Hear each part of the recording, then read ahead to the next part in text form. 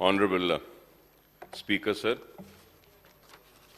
Sir, I take the opportunity to speak on the second batch of 19 demands pertaining to key departments such as fiscal administration, planning, surveys and statistics, 2 energy, 3 governor and council of ministers, 4 general administration and elections, 5 municipal administration and urban development, 6 administration of justice, 7 state legislature, 8 industries and commerce, 9th information technology, electronics and communication, 10 commercial taxes administration, 11 excise administration, 12 home administration, 13 labor and employment, 14 transport administration, 15 backward classes, 16 school education, 17 higher education,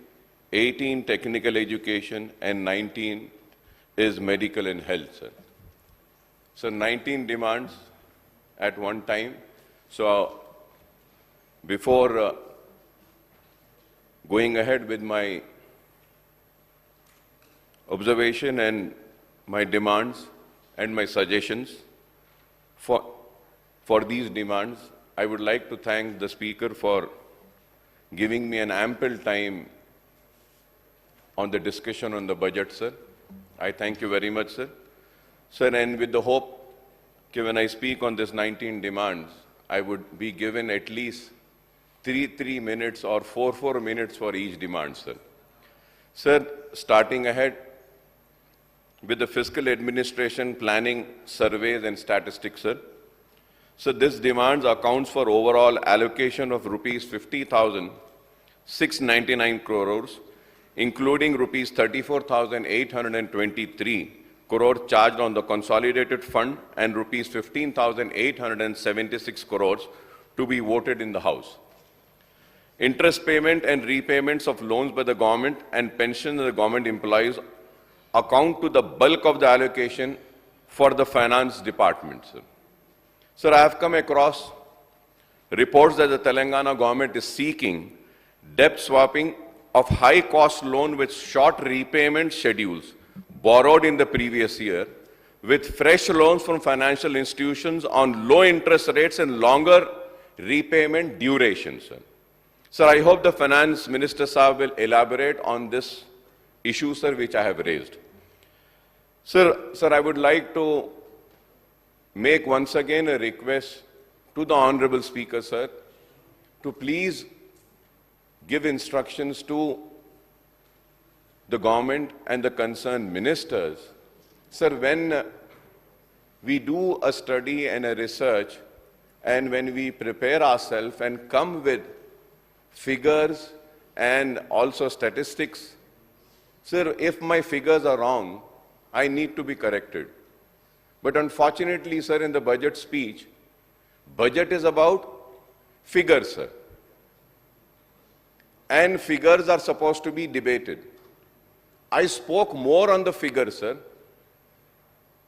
And also in my speech, some political speech was also there, which every leader does that. But it is so unfortunate that no reply was given on the figures. Political speech replies was given. I thank for that. Sir, this House needs to have a debate on figures and we need to correct. Like if a legislature like me stands here and says that this is there in this book, this is there in that book, and this is what minister is saying, it is the responsibility of the government to come forward and say, no, you are wrong, we are right. I would have been more happier with that. But, rather than just keeping quiet, ignoring it, as if we are not interested, so this makes a person who comes prepared very disheartened. And unfortunately, sir, or fortunately, I would say, the media also carries only that debate which is of political interest, probably because people want to read what is more interesting. So there were so many nice figures and interesting figures which were spelled out, but I felt like it was really unheard. But anyway, one hears or not, I am not going to leave my practice of coming with the figures, talking on the subject and making things clear, sir. So the allocation of the Finance and Planning Department include rupees 603.76 crores for Constituency Development Program in 24-25 as against the revised estimate of rupees 418.10 crore for the year 23-24. Sir, in 22-23, the government had spent 773.19 crore on CDP by sanctioning some additional amount for the CDP, sir. Sir, however, if we go by the budget documents, in the last financial year, the government, previous and the present one, did not release rupees 185.66 crores under the CDP for reasons known to the former and the present finance minister, sir. Sir, but the outcome budget on fiscal administration, finance department on page 63 mentions that rupees 788 crores were released and expenditure of rupees 553.26 crores was incurred on CDP in the last financial year. Apart from the CDP, the Chief Minister has been provided with a discretionary special development fund for welfare of developmental schemes for which an allocation of rupees 1,886.75 crores has been made in the 2024-25 budget. The CM Saab sanctioned the funds under CDF for development works and welfare programs in the constituencies of legislatures in addition to the CDP, sir. Sir, I need a clarification on this, sir. Sir, under this special fund, then CM Saab had sanctioned rupees 609.54 crores in the year 22-23 and revised estimate for 23-24 is rupees 1,578.35 crores, sir, as against the allocation of rupees 7,600.54 crores, sir. However, the outcome budget on fiscal administration finance department on page number 63 points out that 1,987.45 crores were released under SDP and expenditure of rupees 1,984.14 crores were incurred. Honorable Speaker, sir, I hope and trust that the CM Revanth Reddy Saab will be liberal in sanctioning funds from the SDP for works and welfare programs proposed by the legislatures in their constituencies, sir, irrespective of their party affiliations. Sir. Sir, I was surprised to see the current year's budget, no allocation is made for Gajwel Area Development Authority set up by the previous government. On the other hand, sir, Kodangal Area Development Authority is allocated rupees 120 crores in current year's budget. Sir, if the successive chief ministers set up development authorities for their respective constituencies, what should the other ministers and legislatures do, sir? Sir, I have been seeing this not from now, sir. When Mr. Chandrababu Naidu was the chief minister in Andhra Pradesh, that time also I saw the same thing used to happen. Kuppam used to get a lot of funds and developments. Then after that, Rajshekhar Reddy Saab had become a chief minister. Kadapa had come. Hyderabad Public School had gone to Kadapa. All the development, just fine, sir. Then again, after that, only one chief minister, sir, which I really miss him and I love him the most was Mr. Roshaya Saab.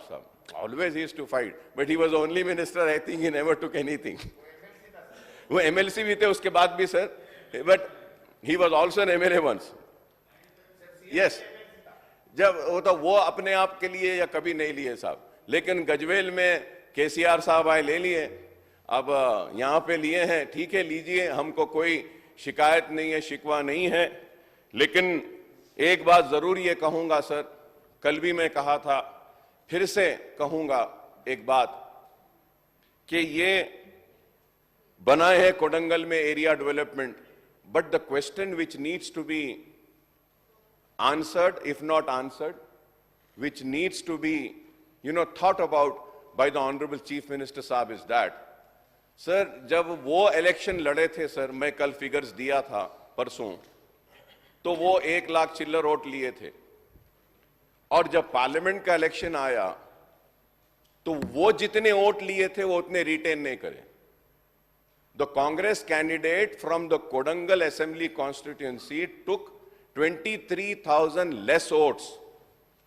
Chief minister नहीं थे तो vote बढ़ के मिले, chief minister रहने के बाद vote कम मिले. तो इस चीज पे देखना है, गौर करना है. Sir, also going further ahead, sir. Sir, I would also say, sir, moreover, is it not discriminatory to starve the area development authority of the former chief minister's constituency of special funds, sir? I hope that the government will look into that, because today I'm standing here and making a demand for the former chief minister's development authority funds to be released, sir. Sir,